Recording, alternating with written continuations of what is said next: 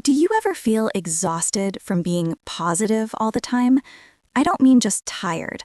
I mean a deep, soul-level exhaustion, a weariness that comes from holding up a mask that's become fused to your skin. They tell you to always look on the bright side, to find the silver lining in every cloud, to choose happiness. And you do. You become the reliable one, the strong one, the friend who always has an encouraging word, the colleague who never complains, the person who is always, always fine. You perform happiness so convincingly for so long that you almost convince yourself. Almost. But in the quiet moments, when the performance ends, what's left? What happens to the anger, the grief, the disappointment you've so expertly smiled over? Where does it go? This isn't a story about being negative. It's not an argument for pessimism. It's an exploration into a subtle, insidious kind of burnout, a burnout of the spirit. It's about the hidden burdens of unwavering positivity, the quiet toll of perpetual optimism, and the day I realized that my greatest strength had become my most dangerous prison. The pressure didn't come from one place. It was everywhere. It was like the air I breathed, a cultural mandate to be positive, packaged and sold as the key to a successful, meaningful life. It began early, in the small, seemingly harmless phrases of childhood. If you don't have anything nice to say, don't say anything at all. Turn that frown upside down. No one likes a complainer. We learn from a young age that certain emotions are acceptable, desirable even, while others are inconvenient, unwelcome. Sadness is a problem to be solved. Anger is impolite. Grief has a time limit. Then, as you get older, the doctrine intensifies. It seeps into your professional life. Positive attitude becomes a line item in your performance review. You're told to be a team player, which is often corporate code for someone who absorbs pressure without complaint, who accepts impossible deadlines with a can-do spirit. Voicing a valid concern about a flawed strategy is seen as being negative.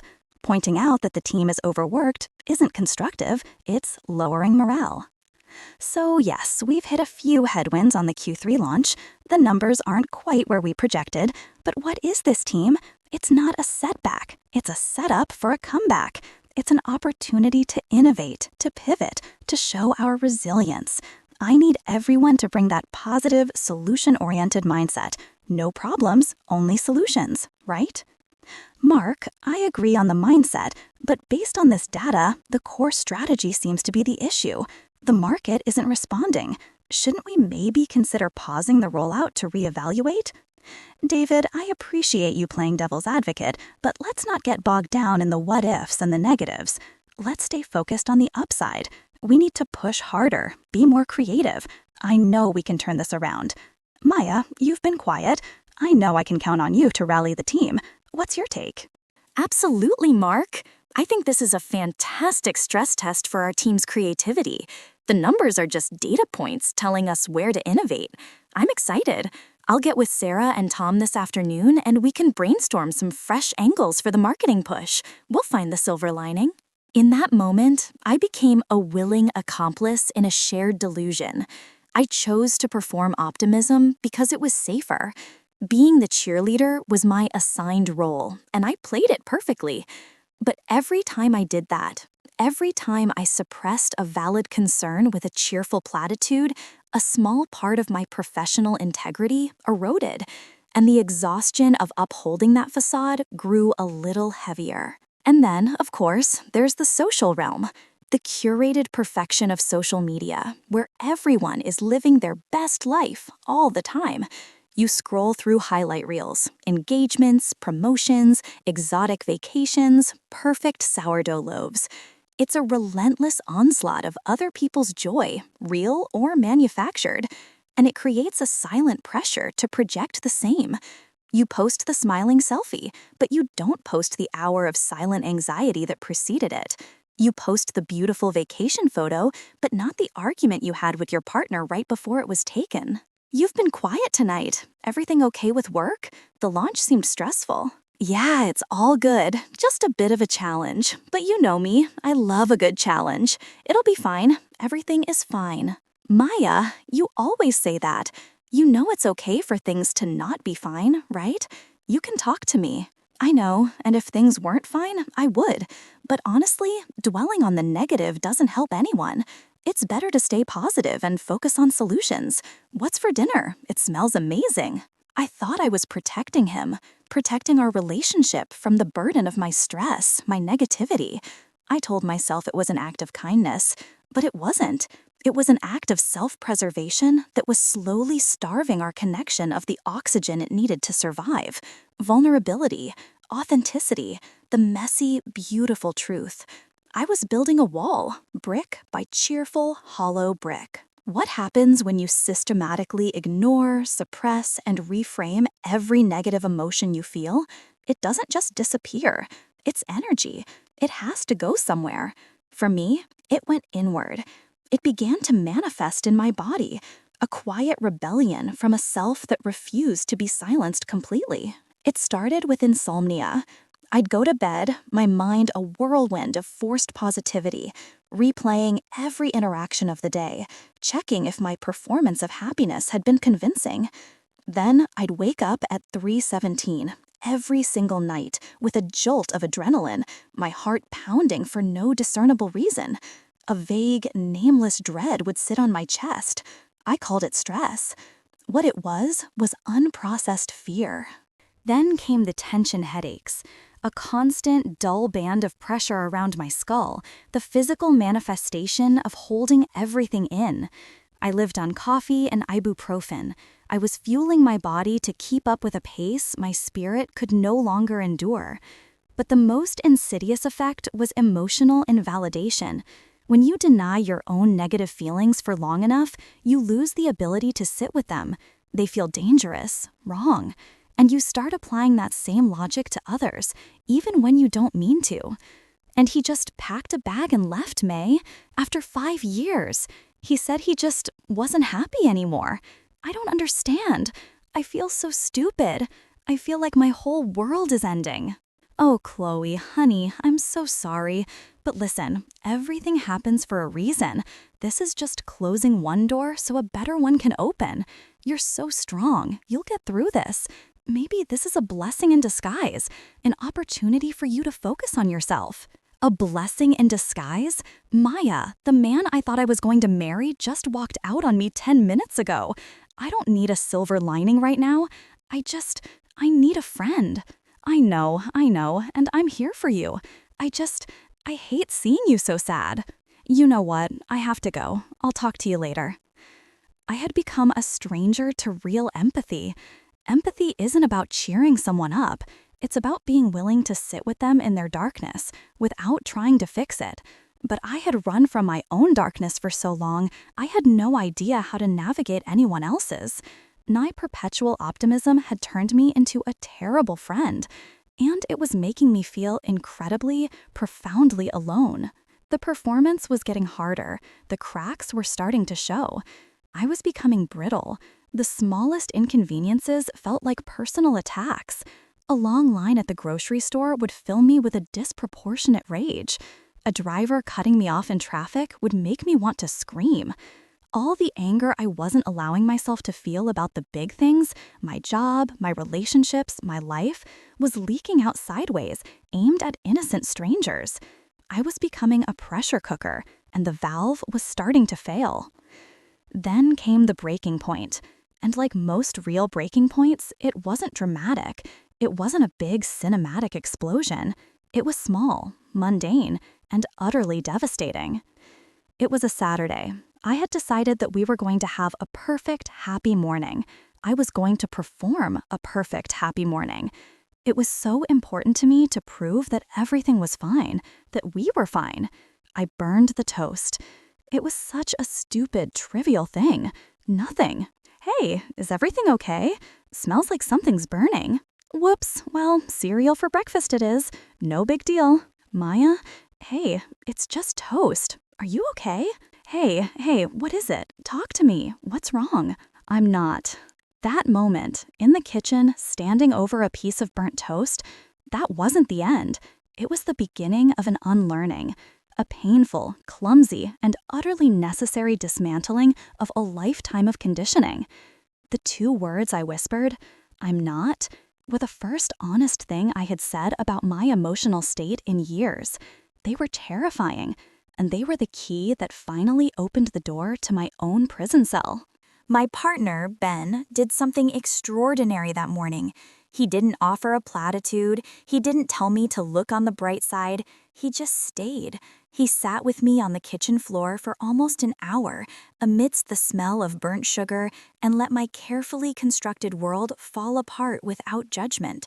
He practiced the empathy that I had forgotten how to offer others. He sat with me in the darkness. "I'm here. Whatever it is, we'll figure it out. But you don't have to be fine anymore. I'd rather have the real, messy you than the perfect, polished stranger you've been trying to be." His words were a lifeline. They gave me permission to stop performing. But stopping a lifelong performance isn't like flipping a switch. The habits were too deeply ingrained.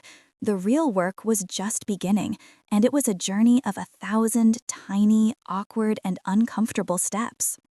The first step was getting help, admitting that my own toolkit of positive thinking was not only failing but actively harming me. I found a therapist. I remember my first session, sitting on her couch describing my symptoms, the insomnia, the headaches, the constant feeling of being an imposter in my own happiness. I was half expecting her to give me a list of gratitude exercises or mindfulness techniques. So I try to reframe it. I tell myself it's a growth opportunity. I make gratitude lists. I try to focus on the positive, but I just feel exhausted, like I'm failing at being happy.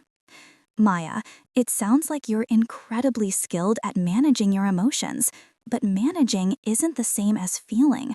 What you're describing has a name. It's often referred to as toxic positivity. It's the belief that no matter how dire or difficult a situation is, people should maintain a positive mindset. It's a good thing taken to an unhealthy extreme.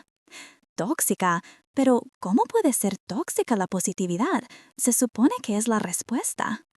Positivity becomes toxic when it denies, minimizes, or invalidates a genuine human emotional experience. When you tell yourself you shouldn't feel sad after a loss, or you shouldn't feel angry about an injustice, you're essentially telling yourself that your feelings are wrong. You're shaming yourself for being human. Emotions are not problems to be solved. They are information. They are signals from your body and mind that deserve to be heard. Your exhaustion isn't a sign that you're failing at being happy. It's a sign that you've been carrying the weight of unfelt emotions for a very, very long time. Hearing that was like a dam breaking in my mind. The idea that my feelings weren't a moral failing, but simply information. It was revolutionary.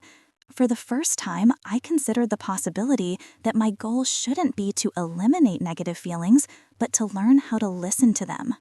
My first assignment from her was simple, yet felt impossible. She told me to practice just noticing my feelings without judgment, to give them a name. When a wave of irritation washed over me at work, instead of suppressing it with a forced smile, I was to just say to myself, "This is anger. I am feeling angry right now." That's it. No need to fix it. Just acknowledge its existence. It felt like learning a new language, a language of emotional honesty, and it was terrifying. I felt raw, exposed. Without my armor of positivity, I felt vulnerable. But underneath the vulnerability, there was something else. Relief. A profound relief from the exhausting work of pretending. The next phase was external, taking this new, fragile honesty and testing it in the real world.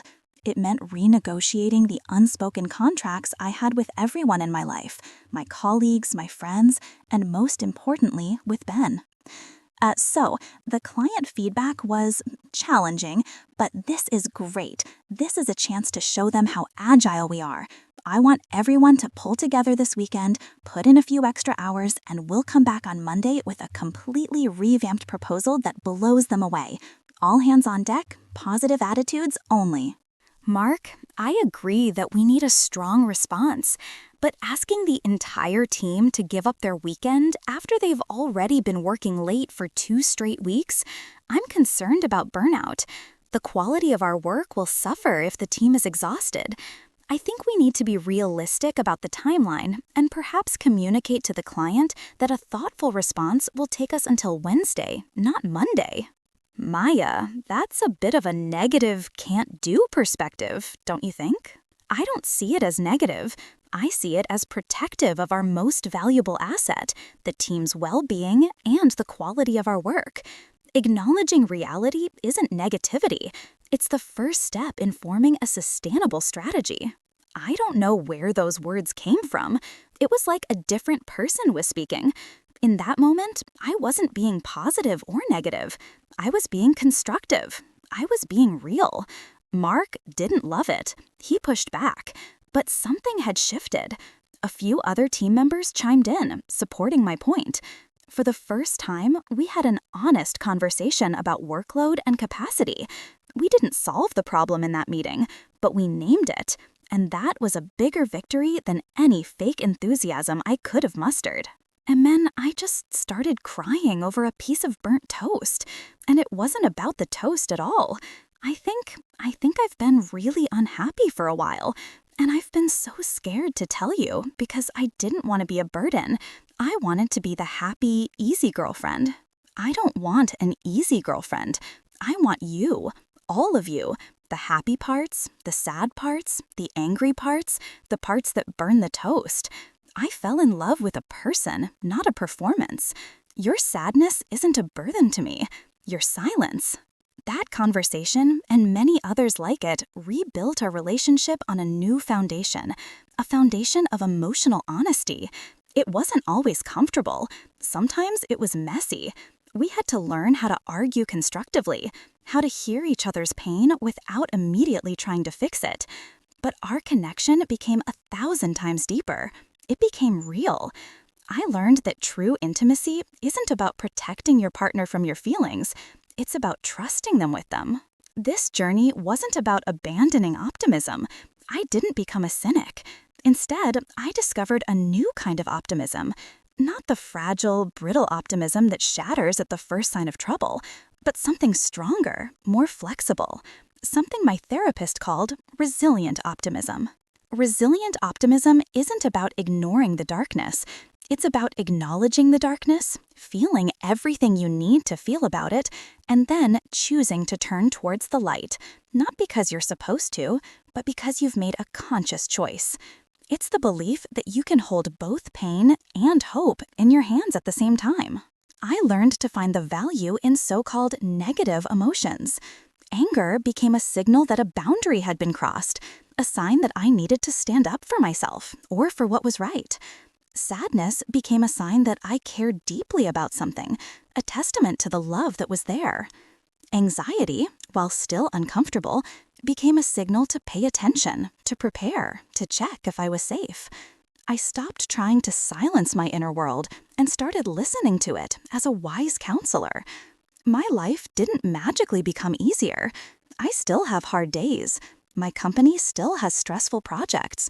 The world is still a complicated, often painful place. The difference is, I no longer try to build a fortress of positivity to hide from it. I'm learning to build a boat of resilience to navigate it. The quiet cost of perpetual optimism was my connection to reality, to others, to myself. I paid that price for years, and the debt almost bankrupted my spirit. The journey back hasn't been about learning to be less positive. It's been about learning to be more whole. It's about giving yourself permission to be the full, messy, complicated, beautiful spectrum of a human being. It's understanding that true, durable hope is not found in the denial of suffering, but in the courage to move through it. So, if you feel exhausted from the performance of happiness, I want you to know this. Your sadness is not a weakness. Your anger is not a flaw. Your fear is not a failure. They are a part of you. They are your teachers.